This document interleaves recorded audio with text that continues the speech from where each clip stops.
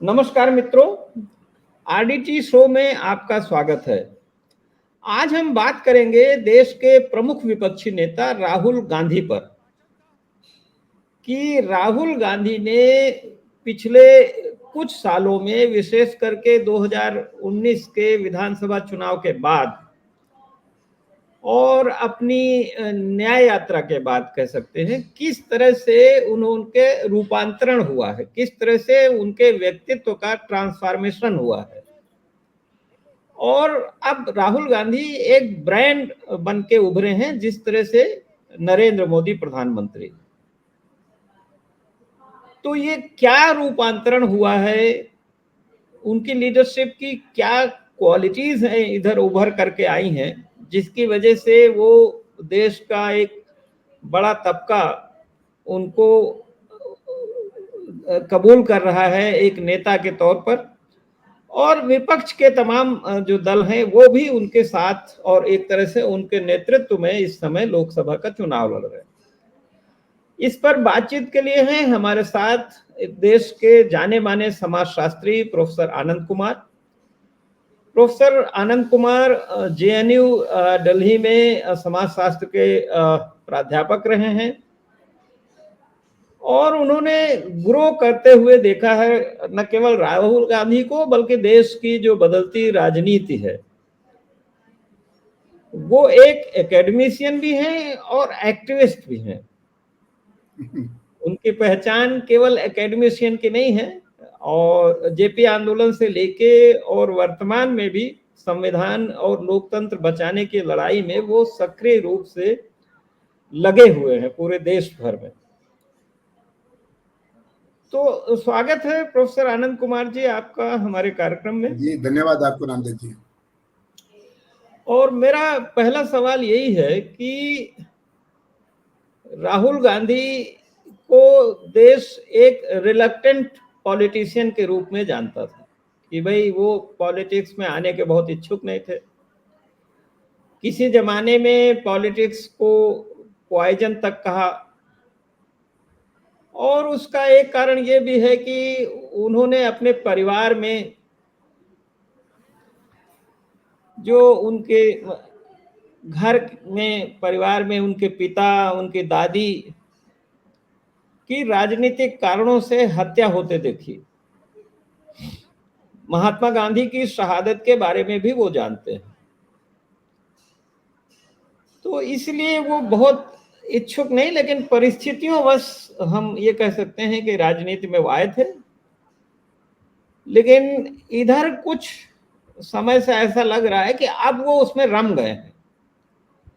अब ये राजनीति जो है परिवर्तन की, संविधान को बचाने की, देश के लोगों में बराबरी स्थापित करने की, न्याय की, अब उनको पसंद आने लगी है राजनीति।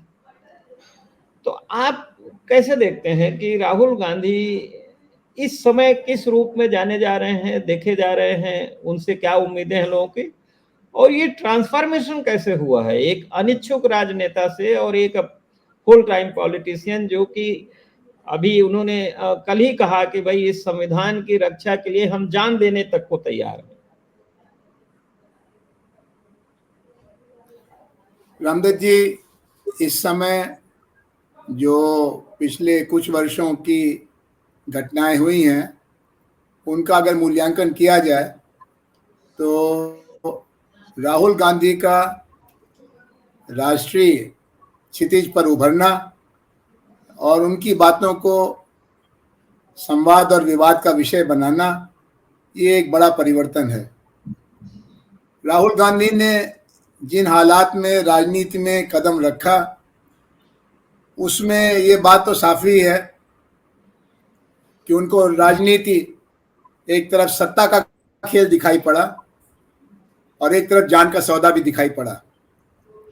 जान का सौदा वाला पक्ष गौड़ था, क्योंकि 2004 से 2014 तक डॉक्टर मनमोहन सिंह जी प्रधानमंत्री थे, लेकिन सत्ता की बागडोर उनकी माता श्रीमती सोनिया गांधी के हाथ में थी, ये खुला सच है।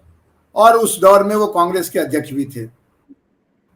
लेकिन जो उन्होंने उस समय भूमिका निभाई वो बहुत आकर्षक नहीं थी, बहुत प्रभावशाली नहीं थी, क्योंकि हमारे देश में राजनीति का नेतृत्व बड़े गंभीर किस्म के लोगों के हाथ में रहने का एक चलन रहा, चाहे वो जिस धारा के रहे हों, चाहे वो गांधी, पटेल, नेहरू, सुभाष, आजाद की परंपरा हो जो भारतीय राष्ट्रीय कांग्रेस की थी, या लोहिया, नंबूद्रीपाद, ज्योति बसु, अटल बिहारी वाजपेयी वगैरह गैर सरकारी पार्टियों के नेता थे।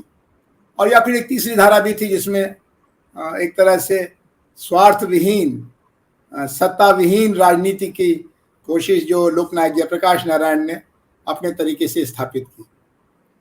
राहुल गांधी इन तीनों में कहीं नहीं बैठते थे और एक तरह से वो आउटसाइडर थे, मार्जिनल थे, और उनका खुद का भी व्यवहार ट्विटर, फेसबुक और कुछ सीमित लोगों के बीच में उठना बैठना, या कभी वक्त मिला तो यूरोप या अमेरिका के किसी विश्वविद्यालय से देश को संबोधित करने की कोशिश करना।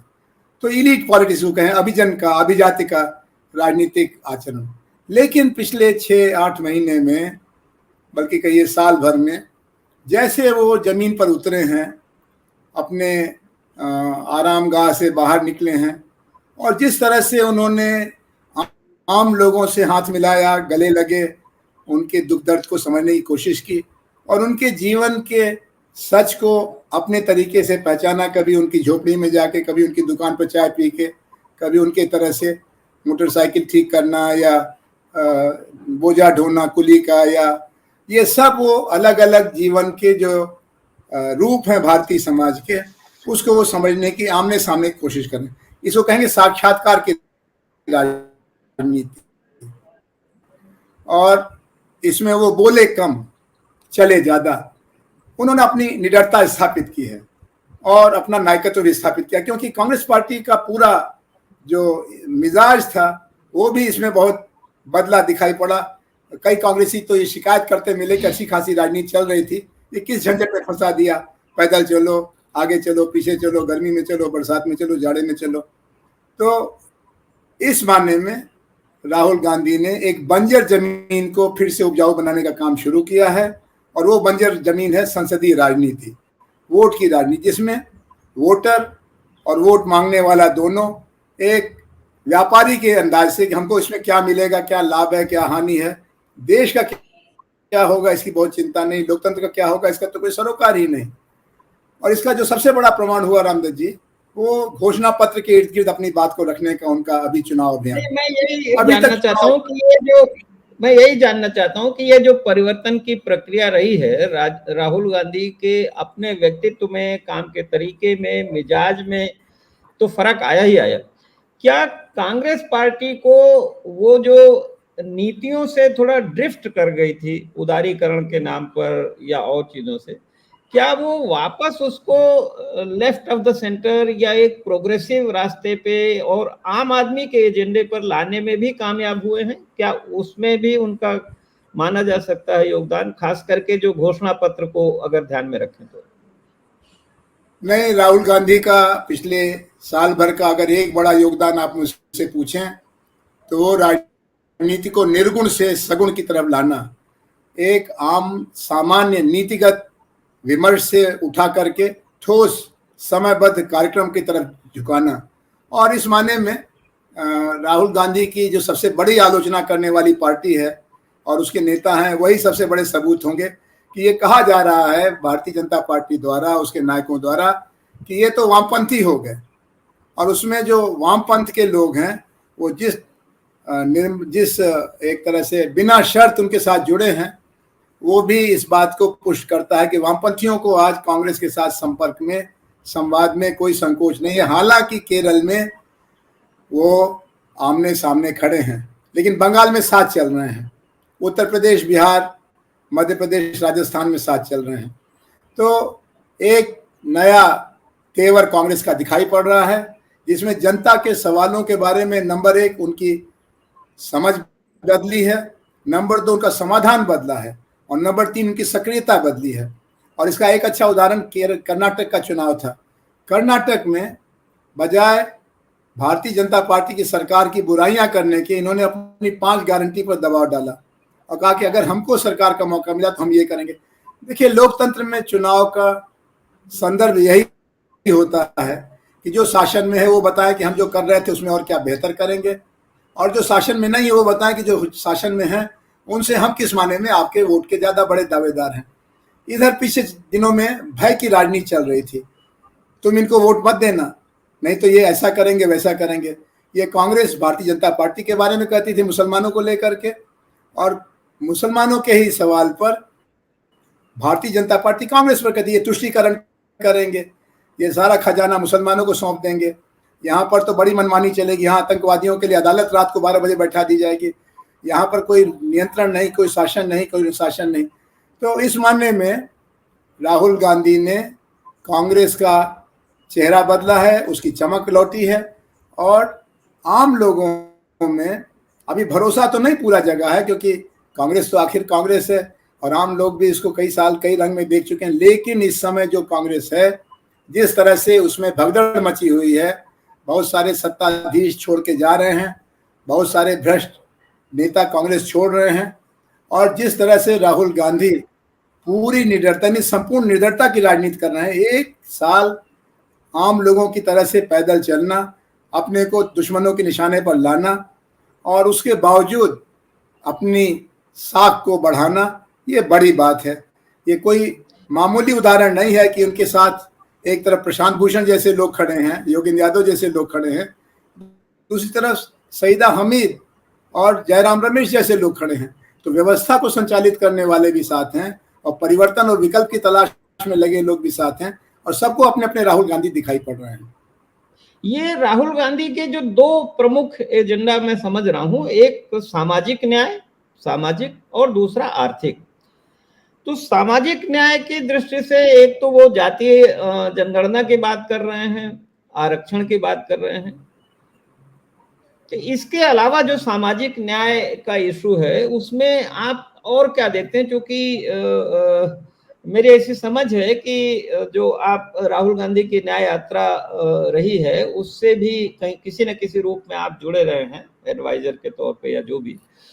तो आपको क्या लगता है कि ये जो सामाजिक न्याय का इशू है केवल ये सरकारी नौकरियों में आरक्षण तक सीमित है या उससे आगे कुछ है उसमें?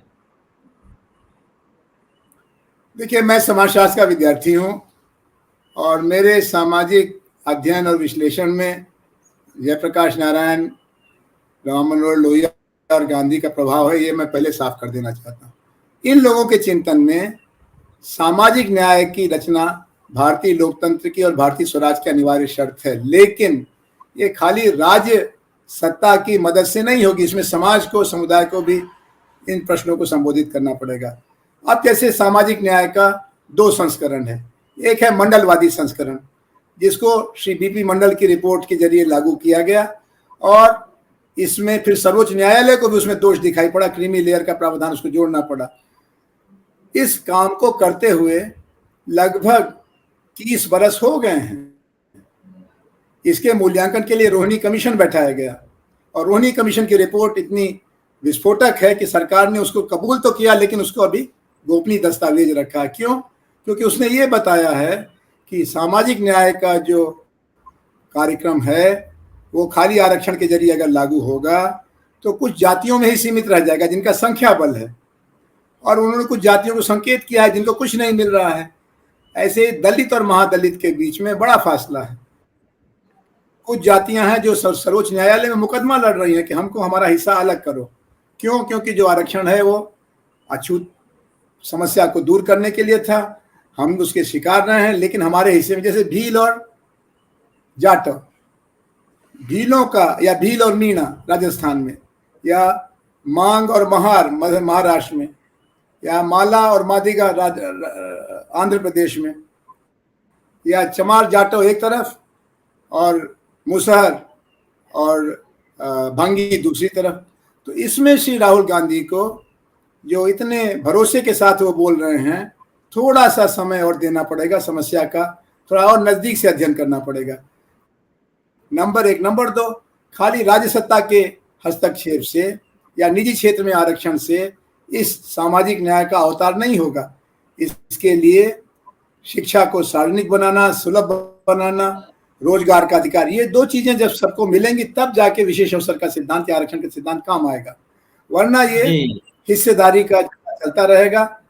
और श्री राहुल गांधी ने ये अच्छा तो किया है, पूछते हैं कि आप मीडिया के लोग हैं, बताइए इसमें दलित वंचित समाज के कितने हैं, ये पूछते हैं कि हमारी कंपनियों में, हमारे सरकार के प्रबंधन में सर्वोच्च स्तर पर कितने हैं, ये गणना करना बहुत अच्छा है। लेकिन वहाँ लोग अभी तक क्यों नहीं आए? जवाहरलाल नेहरू के बावजूद, इंदिरा गांधी के बावजूद, राजीव गांधी के बावजूद, मनमोहन सिंह के बावजूद, इस सवाल को श्री राहुल गांधी को थोड़े धीरज के साथ सुलझाना होगा। उनके पास जो अभी समाधान है वो अधूरा है, उनको रोहिणी कमीशन की रिपोर्ट को जरूर ध्यान देना चाहिए। इसी के साथ सामाजिक न्याय में ही एक और पहलू है मुस्लिम कम्युनिटी का। अभी प्रधानमंत्री नरेंद्र मोदी ने मुस्लिम समुदाय से कहा कि भाई कांग्रेस इतने सालों से शासन में रही और उनका इशारा भी था कि आप लोग कांग्रेस को सपोर्ट करते हैं लेकिन आपके हालात में नहीं सुधरा।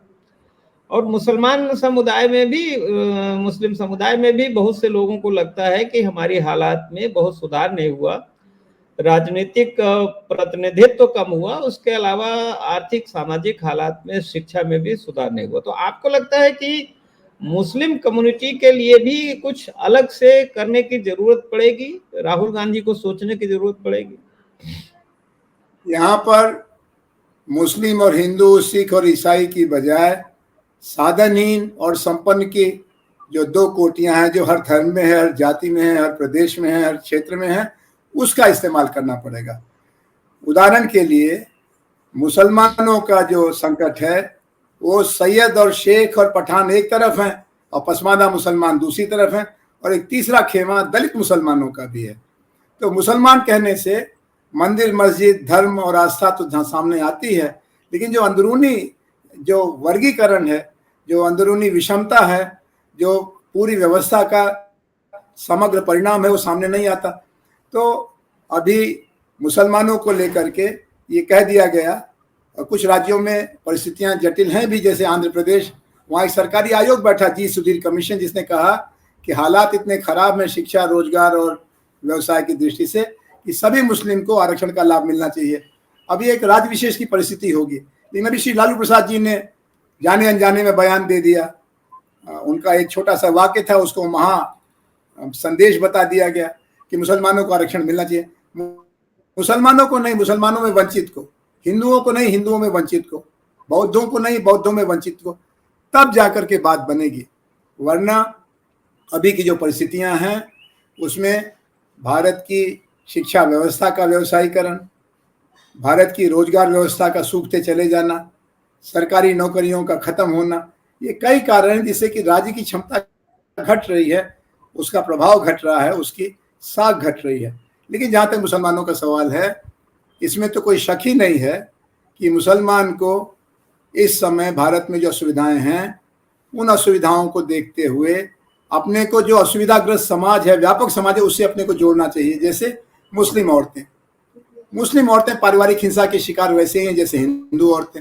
तो महिला आंदोलन न हिंदू महिला आंदोलन है, न मुस्लिम महिला आंदोलन है, वो महिला आंदोलन है। ऐसे बेरोजगारी, रोजगार के अधिकार पर नौजवानों का आंदोलन है, न हिंदुओं का है न मुसलमानों का है।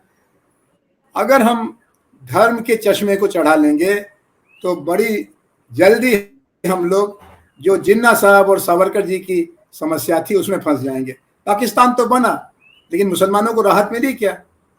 आज मुसलमान 3 टुकड़े में टूटा हुआ है, 3 देश में बटा हुआ है, बांग्लादेश, पाकिस्तान और भारत। और हर जगह गरीब और अमीर की समस्या है, हर जगह समाज में सुधारवादी और कट्टरवादी की लड़ाई है। तो मुसलमान के नाम पर आप जो करेंगे उसमें तुरंत फिर तुलना होने लगी कि हिंदू को इसमें क्या हो रहा है, नहीं हो रहा है। और चूंकि हिंदू 82 करोड़ है, इसलिए जो भी समस्या होगी वो हिंदुओं में ज्यादा बड़ी दिखाई पड़ेगी मुसलमानों की तुलना में। इसलिए मुसलमान के नाते अलग से कोई दावेदारी नहीं बनती है। अच्छा, मैं एक और राहुल गांधी के जो इस समय की पॉलिटिक्स है उसका एक और एस्पेक्ट है आर्थिक बराबरी। और उनका ये कहना है कि देश में आर्थिक गैर बराबरी बहुत ज्यादा हो गई है। कुछ चंद लोगों के पास, 22 कंपनियों या परिवारों के पास, या 1% लोगों के पास देश के 40 से ज्यादा फीसदी से ज्यादा संसाधन आ गए। और उन्होंने इसकी बात भी की है कि भाई एक आर्थिक सर्वे हम कराएंगे और आर्थिक बराबरी की भी कोशिश करेंगे। उसको लेकर के प्रधानमंत्री नरेंद्र मोदी ने एक मुद्दा उछाल दिया है कि भाई राहुल गांधी तो आर्थिक सर्वे कराएंगे और लोगों के महिलाओं के मंगलसूत्र भी छीन लेगी कांग्रेस और उसको बांट देगी मुसलमानों में, या आपके पास 2 भैंसें हैं तो एक भैंस ले लेगी, इस तरह की बात कही है। तो ये जो आर्थिक बराबरी का बात राहुल गांधी ने कही है, आप क्या समझते हैं उसका, किस तरह से, क्या उसके पीछे क्या कॉन्सेप्ट क्या है?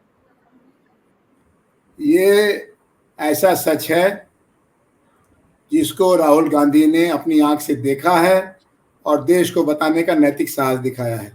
ये ऐसा सच है जो पिछले 30 साल से और बिगड़ता गया। नई आर्थिक नीति जिसकी शुरुआत श्री नरसिम्हा राव और डॉक्टर मनमोहन सिंह के कार्यकाल में हुई, अटल बिहारी जी ने लागू किया, जारी रखा, फिर मनमोहन सिंह जी और सोनिया गांधी के राज में चला। उसके समाधान के लिए मनरेगा जैसी चीजें लाई गई और आज मनरेगा की आलोचना करने वाले श्री नरेंद्र मोदी प्रधानमंत्री होने के बाद शिक्षा का फंड घटाया, उन्होंने स्वास्थ्य का फंड घटाया, लेकिन मनरेगा का घटाने की हिम्मत नहीं पड़ी क्योंकि वो एक बड़ी उपयोगी नीति थी।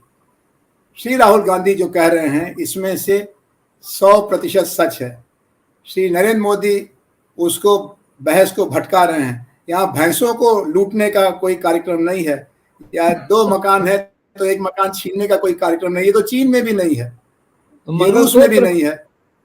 और मंगलसूत्र तो जो पिछले दिनों आपने डीमोनेटाइजेशन किया था और जो और घटनाएं थी उसमें औरतों से पूछे कि उनका जो अपना तरीका था बचत का, उस पर हमला हुआ कि श्री राहुल गांधी की काल्पनिक सरकार के जमाने में क्या होगा उसका वर्णन आप करना। नहीं, वैसे राहुल भी गांधी सोना इतना महंगा हो गया है कि अब मंगलसूत्र या हार बनवाना भी बड़ा मुश्किल हो गया। तो हाँ, अब क्योंकि इनकी कोई अपनी गृहस्थी नहीं है श्रीमान नरेंद्र मोदी की, इसलिए उनको सोना चांदी का दर्द मालूम नहीं है। लेकिन इस तरह से उन्होंने अपना स्तर घटाया है।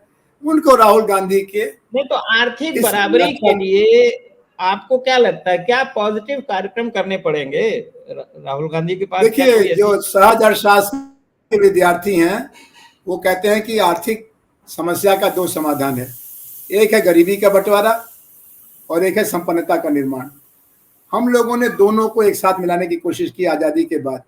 गरीबी का बंटवारा का सवाल था तो हमने भूमि सुधार करके जो रैयतदारी थी, जो किराए पर जमीन लेके किसान काम करता था, उसको भूस्वामी बना दिया।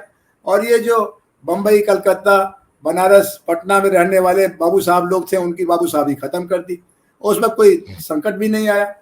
ये तो हुआ गरीबी का बंटवारा या निर्धनता का निर्मूलन।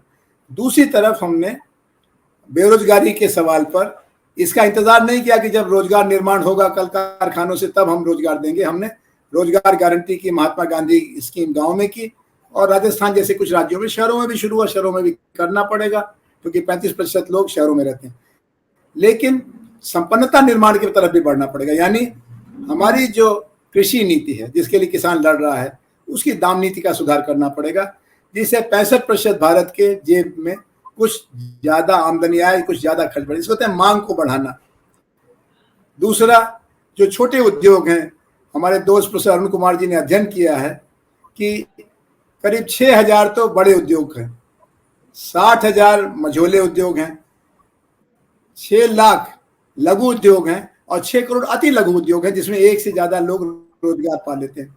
इसमें नीचे से शुरू करना पड़ेगा। जो अति लघु उद्योग हैं जिसमें 1, 2, 3 लोगों के जरिए कुछ काम चलता है, उसको कुछ पूंजी मिले, उसका कुछ बाजार बचे। फिर उसके बाद जो लघु उद्योग हैं जिसमें करीब 60 लाख इकाइयां हैं, उनकी कुछ पूंजी मिले, उनको बैंक से लोन मिले, उनको बाजार में कुछ व्यवस्था हो।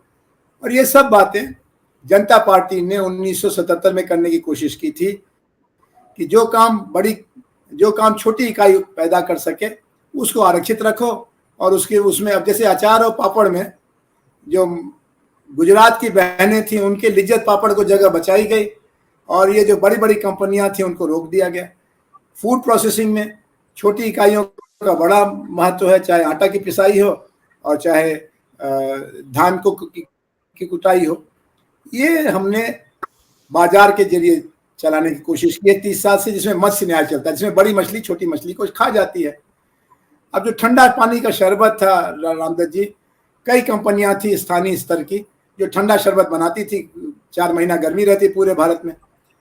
अब आप खोज लीजिए तो कोका कोला और पेप्सी कोला के अलावा कुछ मिलेगा ही नहीं, क्योंकि उनके पास बड़ी पूंजी थी, उन्होंने छोटी मार्जिन पर भी जो उनसे मुकाबले की इकाइयां थी उनको खत्म कर दिया।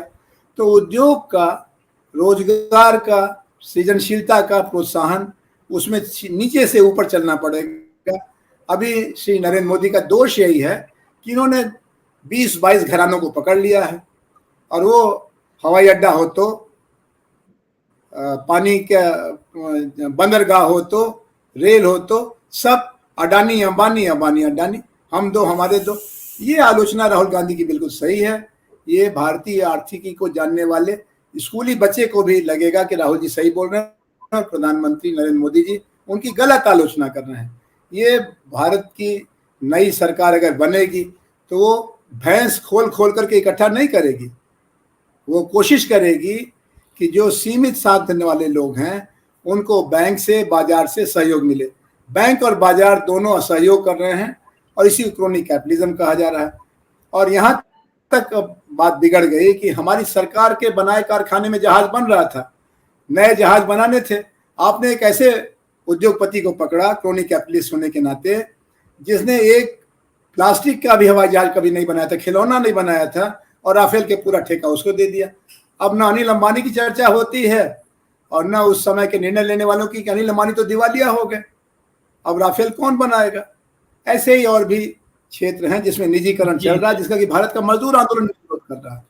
तो मैं आपसे यही कहूंगा कि मेरा आखिरी सवाल अधिकार है माननीय प्रधानमंत्री को अपने जोर जोर से बोल करके अपने विरोधी को एक तरह से उसको बेपर्दा करने का, लेकिन जहां राहुल गांधी सच बोल रहे हैं उसका ख्याल रखें, नहीं तो उनके लिए सौदा महंगा हो जाएगा।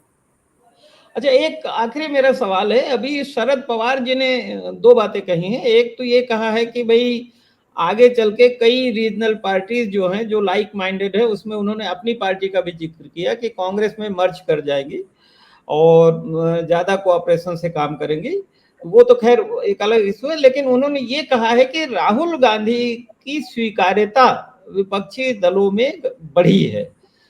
तो क्या हम ये माने कि राहुल गांधी के व्यक्तित्व में जो विकास हुआ है, जो ट्रांसफॉर्मेशन हुआ है, तो अब राहुल गांधी ही विपक्षी, ये जो इंडिया गठबंधन है उसके नेता होंगे, और अगर सरकार बनाने का मौका मिला तो वो प्रधानमंत्री बनेंगे। तो उनके अंदर क्या प्रधानमंत्री का पद संभालने की और देश के शासन चलाने की क्षमता है? क्योंकि सबसे ज्यादा शंका बीजेपी के लोग या आम लोग इसी पे करते हैं कि भाई राहुल गांधी जो है अभी इस लायक नहीं है कि वो प्रधानमंत्री का पद संभाल सके।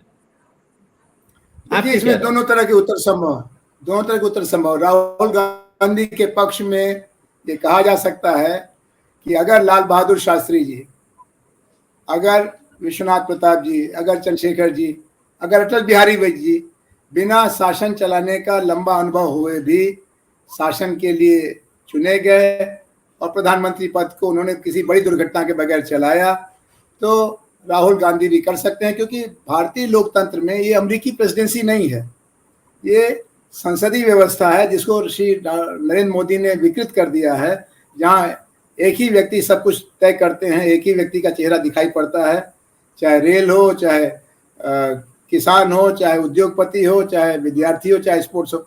लेकिन जब ये सामूहिक नेतृत्व की बात होगी, जैसे जवाहरलाल की कैबिनेट थी, जवाहरलाल तो जेल से प्रधानमंत्री बने थे, सरदार पटेल जेल से प्रधानमंत्री बने थे, लेकिन उन्होंने आपस में सहयोग संवाद करके, मतभेदों को सामने रख करके समाधान का रास्ता निकाल के राष्ट्रीय सहमति बनाई थी।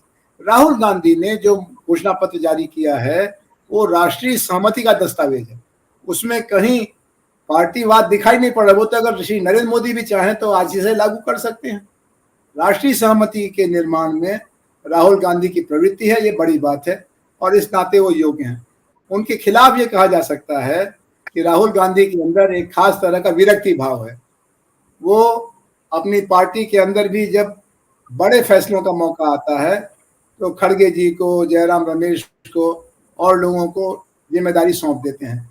ये जो विरक्ति भाव है ये थोड़ा चिंताजनक है। उनको थोड़ा आसक्ति भाव, उनको कहना चाहिए कि नहीं, मैं इस देश की प्रथम सेवक बनना चाहता हूँ। और इसमें इस बात की कोई जरूरत नहीं है याद करने की कि हमारे परनाना जवाहरलाल जी या हमारी दादी इंदिरा जी प्रधानमंत्री थे, हमारे पिता प्रधानमंत्री थे। मैं खुद, वो जमाना चला गया, वो बदल चुका है, नया देश है। और मैं 2024 की चुनौतियों को पूरे भारत में घूम के समझ चुका हूँ और मैं भारत का प्रधानमंत्री बनना चाहता हूँ। इसमें कोई शर्म की बात नहीं है, इसमें कोई स्वार्थ की बात नहीं है। लेकिन एक अपराध बहुत जैसा लगता है उनके अंदाज में। और वो जो आखिरी बात उनको कहनी चाहिए सबसे पहले, वो अभी नहीं कह रहे हैं। मुझे लगता है कि अभी चुनाव का 4 चरण बाकी है।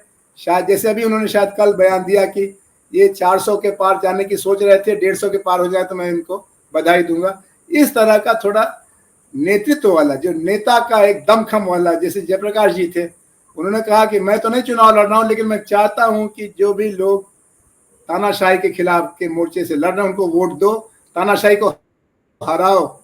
ये बात अभी राहुल गांधी के मुहावरों में नहीं आ रही है, इसलिए थोड़ा संकोच भाव है। वो कभी कभी विरक्ति भाव से प्रेरित दिखाई पड़ते, लेकिन आसक्ति बढ़ती चली जाए।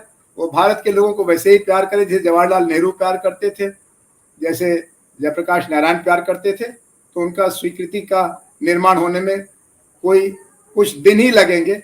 बहुत जल्दी लोगों का मिजाज बदलता है, आपको अपनी तरफ से अपने को प्रस्तुत करना पड़े। लेकिन अगर स्वयंवर से आप खुद ही बाहर रहेंगे तो जनता अगर वरमाला डालना भी चाहेगी तो किसको डालेगी?